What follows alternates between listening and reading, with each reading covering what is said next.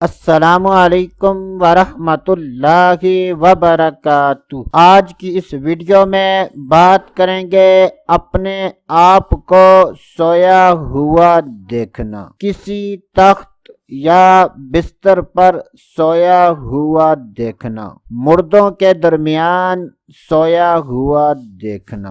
جب بھی خوابوں کی تعبیر بیان کی جائے اور اس میں مرد و عورت میں سے کسی کا ذکر نہ ہو تو اس سے مراد مرد و عورت دونوں ہیں۔ حضرت سیدنا ابن سیرین رحمت اللہ تعالی علیہ نے ارشاد فرمایا کہ اگر کوئی خواب میں اپنے آپ کو سویا ہوا دیکھے تو یہ اس بات کی دلیل ہے کہ ایسا آدمی راحت اور نجات پائے گا، اور اگر کوئی خواب میں اپنے آپ کو کسی تخت پر سویا ہوا دیکھے تو یہ اس بات کی دلیل ہے کہ خواب دیکھنے والا بزرگی پائے گا۔ اگر کوئی خواب میں اپنے آپ کو بستر پر سویا ہوا دیکھے تو یہ اس بات کی دلیل ہے کہ خواب دیکھنے